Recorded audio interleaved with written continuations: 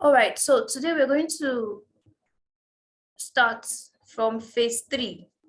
We have figured out this idea that we have, all right? We've taken it to the community, we've asked questions, we've drawn a plan, we've gotten the team on board, we have stakeholders, you know, we have researched other interventions, what worked, what did not work, what is special about this context, what are the factors affecting it.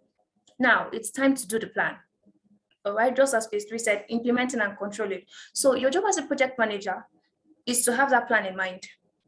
Yes, there are documents that you're going to have, okay, that it's a very good reminder of what the plan is, but you should have it top in your mind because you are the one that's going to be putting every other person in order. It is your job to put every other person in order. All right, so we're going to be executing the plan in phase 3. So now, how do you start this phase? Do we just agree, okay, yeah, this is the plan, then tomorrow everybody moves on? No. The truth is, depending on how big the project is, okay, there may be some time gap between the end of phase 2 and then the beginning of execution. There may be. In fact, in most projects, the honest truth, in most projects, planning is still ongoing when execution starts. Yes, sometimes some aspects of the plan are not yet completed, but we can start doing something.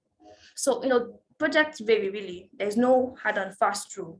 All right, but as a project manager, you need to have at least a plan that we have currently agreed on. You need to have it in your mind. All right, so you are clear on what we are executing, what we are doing. So just in case there is, there is a gap between planning and execution, or in instances where new team members join the project team or the execution team. All right, in such instances, it is very, very good to revisit the plan to bring them up to speed. And so in the implementation phase, what we usually do, we conduct what we call a project kickoff meeting so that we get everybody in the mood that, hey, the ball is about to start or the game is about to start.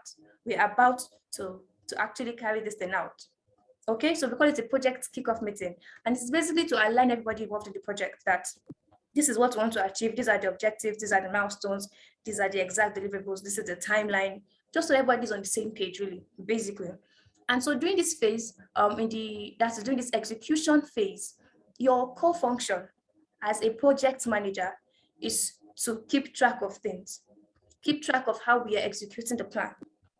If we were supposed to have gotten to this milestone in 3 months, and now we are in 3 months, 2 weeks, and we are not even yet at 80%. Okay, we need to, it is your job as a project manager to do what? To align everybody. Okay, what's happening? Why is this delay there? In fact, if you carry out project management effectively, when we are still at the 2nd month, even before the deadline of that milestone, you would have noticed the lag. You would have noticed the delay.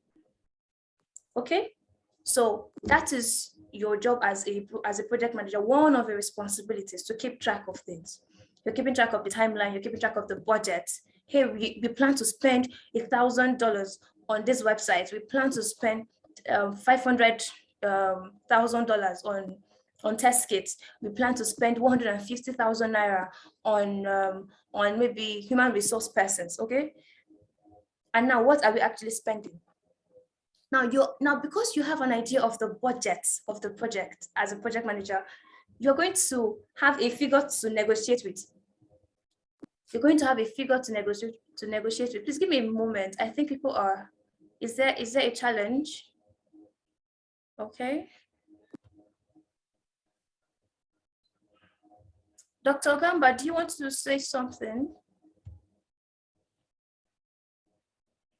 Chidi Chibuka, do you want to say something?